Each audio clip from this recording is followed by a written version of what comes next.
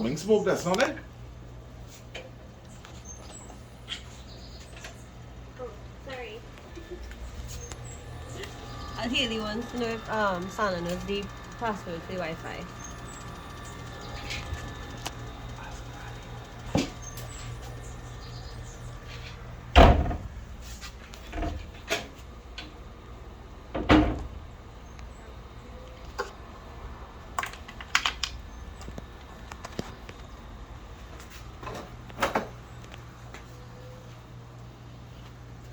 So, everybody might be wondering what it is we are actually doing here. I have myself here a soldering iron, and we are about to see if we could accomplish making a very cheap drip system, which is going to come in very handy for, like, if I have to go out, leave the garden unattended for the day, I may have a bearing tomato plant that may require a gallon of water. So I'm looking to see if I can turn this gallon bottle into a simple drip system.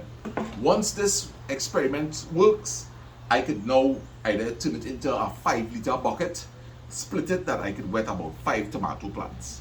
The good thing about a drip system is that it slowly releases water and it's dropping right at the plant roots, and it goes very deep down into the soil, which is going to encourage longer tap roots, and the plant survival is going to be better because the longer the tap roots, way below the earth's surface, there's water. So we're going to see if we could experiment before I work on this bottle, which is going to be the final product. I have some simple aquarium air hose here, and we're going to see if we could install it on the smaller bottle. We don't want to damage that big bottle before trying it on a small bottle. So the idea is to make a tiny hole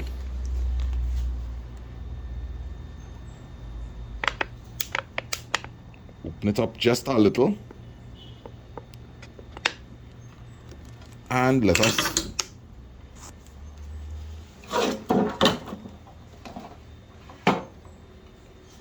and we're going to see if we can get that inside of here.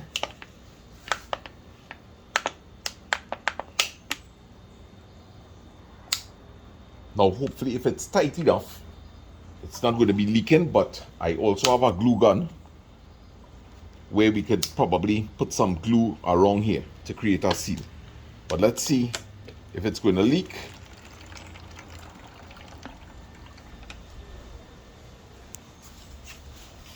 And it's not leaking.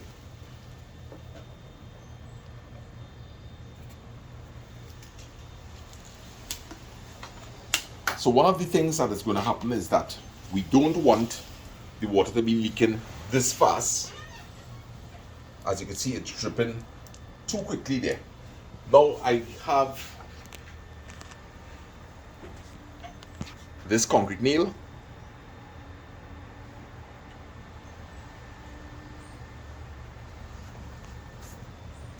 That is still dripping a little too fast. Now I actually bought a fitting that I think is going to work on this to give me that slow drip. I went to the agriculture shop. They don't have any drippers that you could attach to the end of this hose, but I will be experimenting with whatever I find here today to see if we could get that drip effect. And I'm telling myself, looking at this, maybe I could just simply maybe find like a gypsum screw and send it in here and back it off a little until I get just the right amount of dripping. And I was able to get this in here without sealing it, and it's not leaking.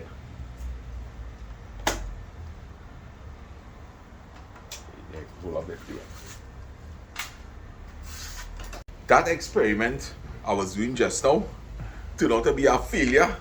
I plug in a glue gun that I now buy. I get one good shock. Well, Lyndon, I'm sorry I wasn't taping, boy. So guys, I'm looking to move on, and I have some nice lettuce that I bought, a nice reddish lettuce. And I'm going to plant it. But I'm going to plant it in a very shallow tray that I found on the side of the road. I want to see if I could produce a lettuce in maybe like about 2 to 3 inches or so.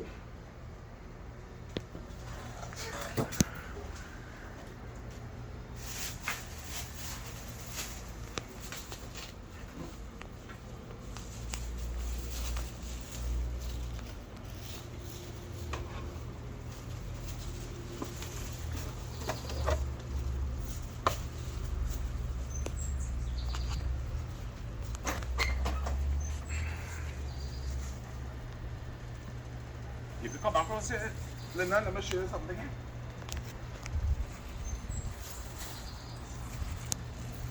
These are some churai baji that are planted yesterday, which the big eye grebes. We have a big eye grebe by the name of Tyrone. He is the tyrant in the garden. He eats a lot of baji, pak choy, and he loves cucumbers. There's also Iggy the iguana, and he is distressing the baji plants and the pak choy also. So, a simple solution to it, guys.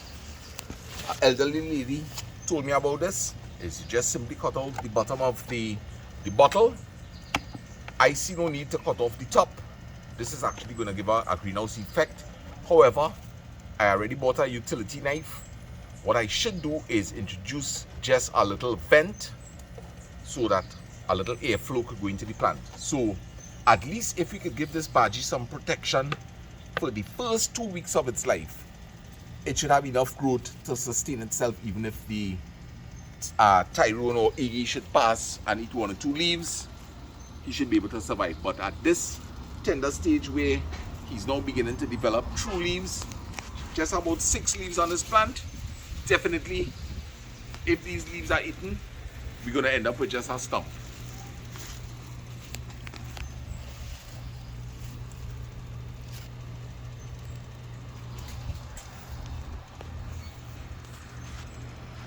So these are the trees that are found on the next street, Lyndon. It's actually from a Chester draw.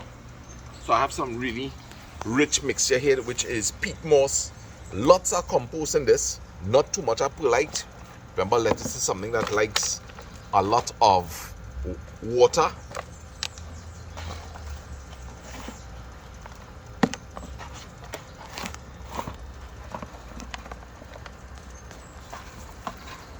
Fill this almost to the brim because it is a shallow container, and I didn't buy a big variety because I'm hoping to be able to fit in at least 2 lettuce plants. Now, as you can see, I am running out of space, guys, so I have to come up with very innovative ideas, and I'm actually thinking that maybe I could put a hole on each corner and probably hang this from a tree.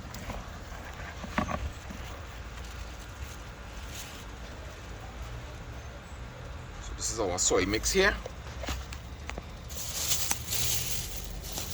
and these are our lettuce plants.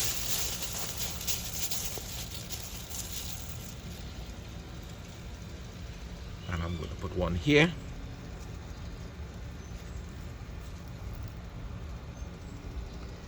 and one here.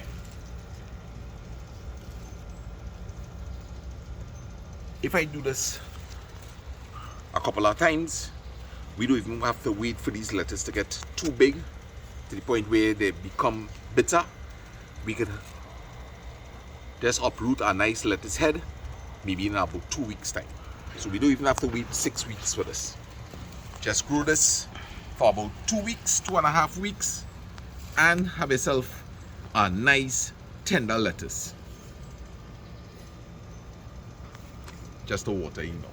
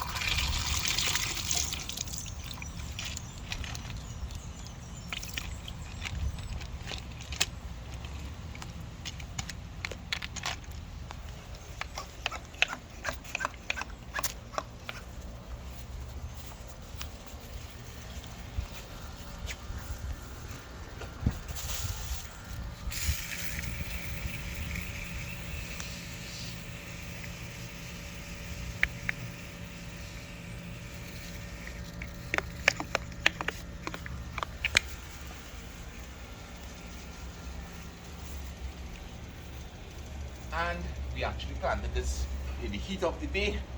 We're not going to put this in full sun. As you can see, this is really not a good time to be transplanting, but Lyndon is here with me, and I really want to get some good shots here. So Lyndon, I want to thank you so far.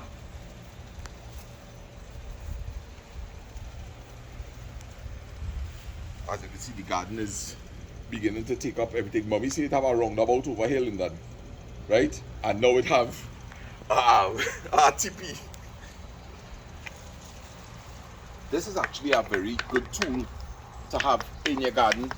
If you're home during the day, maybe at around 10 o'clock, you come outside and you mist your plants. I have been misting these plants all day. It's very hot today.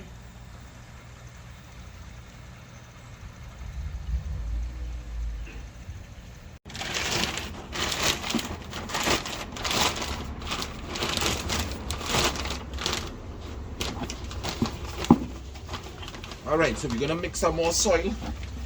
I have some cabbage that I want to introduce into the garden.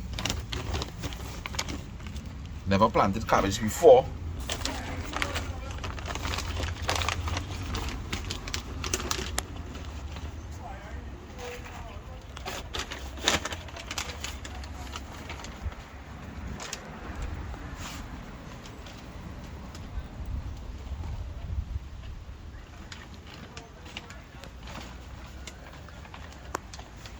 You won't believe how much work I have gotten from this bag of peat moss already. Yeah? And we have to get some perlite.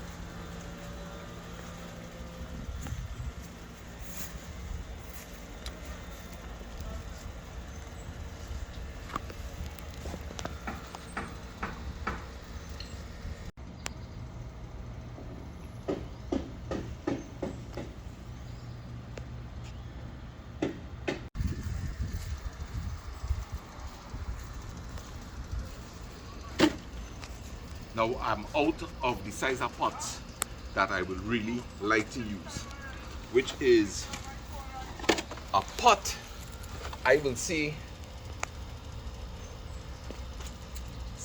like, see that black pot over there? That would have been the ideal size. But I am all in for experimenting, and let us see what size of pak choy we could actually bring in a pot this size.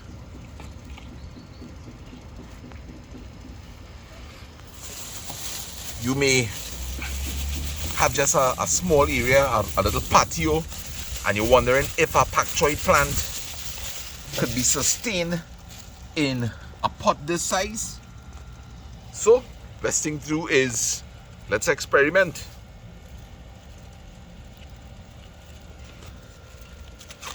Once you have your soil mixed, it becomes quite easy. It's just a matter of filling your pots. Create a little hole, and in with your plant.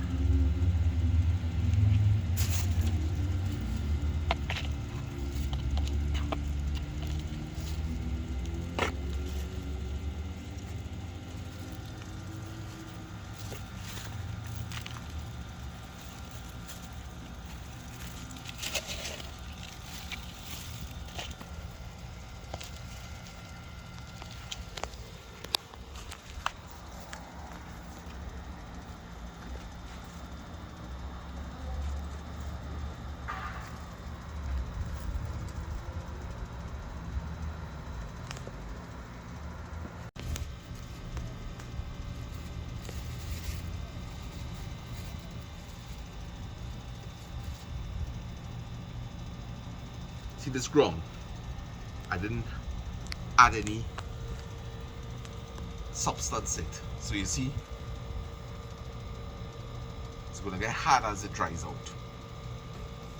This pak choy plant here definitely is not going to survive.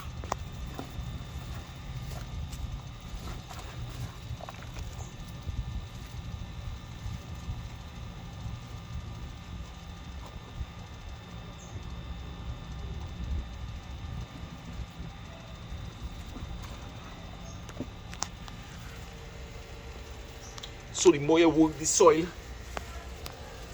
you can see my hands went in easily into the dirt, and the next time it's going to go in, it's going to keep getting easier and easier because we add in organic stuff to it.